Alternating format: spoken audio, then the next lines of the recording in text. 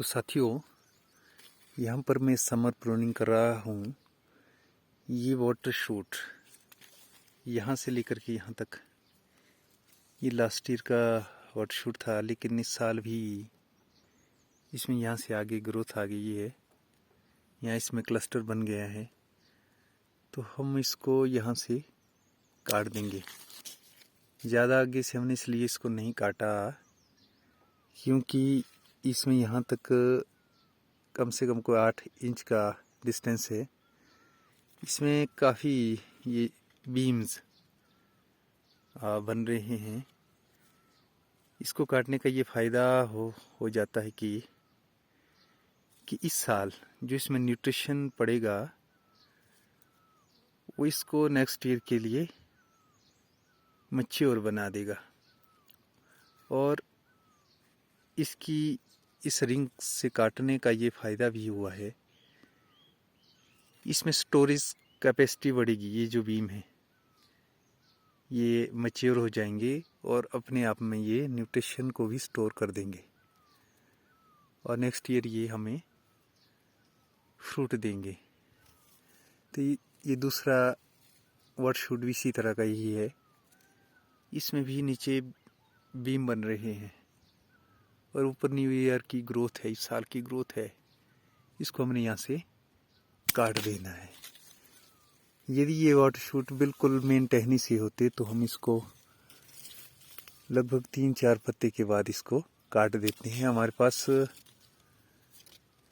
कम से कम 3-4 या 5 बीम्स बनने के लिए हमारे पास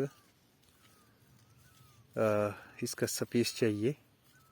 इतनी कर हमारे पास आगे जगह चाहिए कि कम से कम उससे 4-5 बीम हमारा तैयार हो जाए। देखिए यहाँ पर भी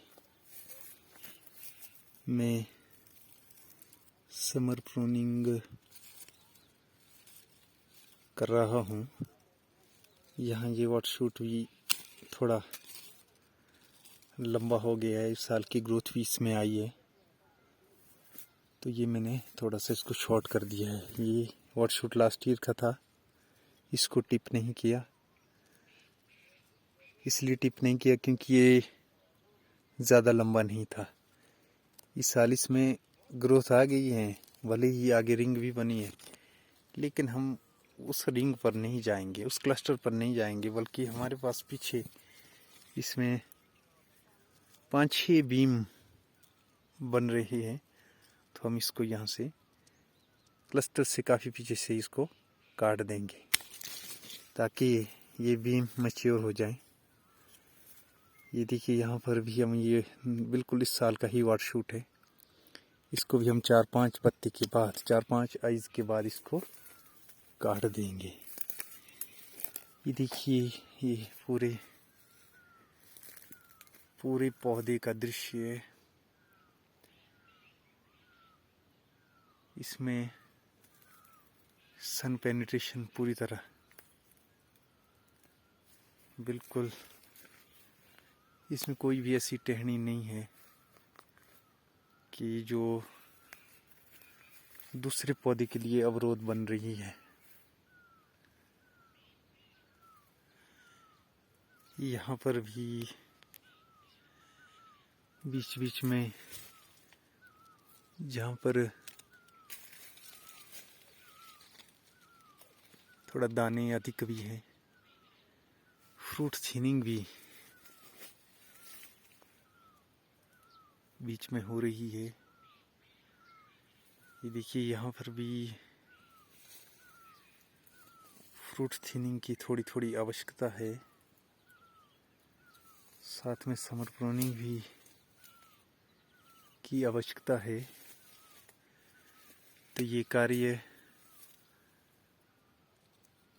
हम समय के साथ साथ करते रहेंगे। यहाँ पर भी समर प्रूनिंग के साथ साथ फ्रूट थिनिंग। ये देखिए बिल्कुल टहनी के बिल्कुल पीछे तक फसल लेने का हमने प्रयास किया है और साथ साथ इसमें फ्रूट थिनिंग और summer pruning. Knew what shoot को 4-5 पत्ती के बाद काट रहा हूँ और जिसमें लास्ट ईयर की ग्रोथ आई हुई है, इस साल उसमें क्लस्टर बन करके नेक्स्ट ग्रोथ आई है, उसको मैं वहाँ से काट रहा हूँ। ये देखिए, इसके ऊपर बिल्कुल खाली स्पेस है। ये देखिए, यहाँ पर बिल्कुल धूप का प्रॉपर ध्यान रखा गया है। जो अवरोध में टहनियाँ थी उनको हमने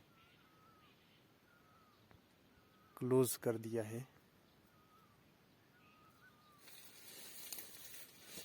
यहाँ भी वाटर शूट है, इसको भी मैं काट रहा हूँ। यहाँ न्यू वाटर शूट बना है। 4-5 आइज के बाद मैं इसको काट रहा हूँ।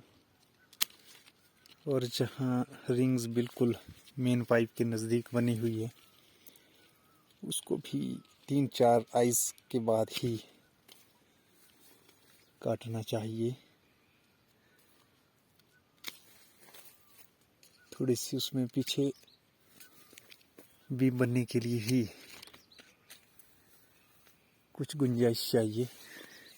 ऐसा ना हो कि हम रिंग देखने के चक्कर में उसमें कम से कम 5-6 बीम बनने के लिए हमारे पास जगह भी चाहिए। इस पौधे का व्यू ये देखिए, यहाँ से इस तरह से ये देखिए इसका व्यू। ये नेक्स्ट पौधे का व्यू। सन पेनिट्रेशन का पूरा ध्यान। और जो अभी न्यू ग्रोथ आई है, उसको भी आजकल काट रहा हूँ, ताकि जो फ्रूट अंदर बना हुआ है उस तक प्रॉपर धूप पहुँचे। और साथ साथ में फ्रूट थिनिंग भी हो रही है। यहाँ पर भी न्यू वाटर शूट, और यहाँ न्यू वाटर शूट निकला है। पिछले साल के वाटर शूट के ऊपर क्लस्टर बना हुआ है। बीम्स के लिए काफ़ी गुंजाइश है, तो हम इसको क्लस्टर से काट देंगे। इसमें थोड़ा गुंजाइश कम है, इसको हम 4-5 पत्ते के बाद में इसको काटूंगा, ताकि बीम बनने के लिए भी हमारे पास पूरी जगह रही इसमें। इसलिए इन चीज़ों के ऊपर भी ध्यान देना ज़रूरी है।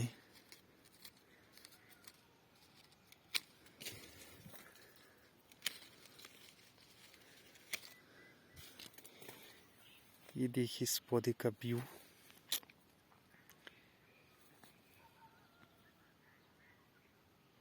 सन पेनिट्रेशन का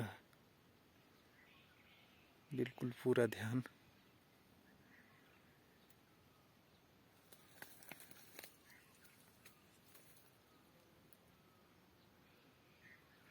ओवरलैपिंग जो टहनियाँ कर रही है, उनको भी क्लोज किया है। जिस टहनी की आवश्यकता है उसी टहनी को रखा गया है। जो अवरोधक टहनियाँ हैं उनको पहले ही क्लोज कर दिया गया है। तो यहाँ पर समर प्रूनिंग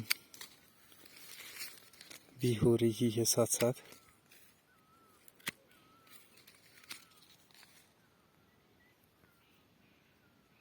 इस पौधे का व्यू ये देखिए, नीचे इसका तना है। तने के बाद बिल्कुल उधर को जाती हुई टहनी बिल्कुल हॉरिजॉन्टल भी इसमें एक दूसरे के ऊपर ओवरलैप नहीं हो रही है टहनियाँ। ये देखिए आप इसमें देख सकते हैं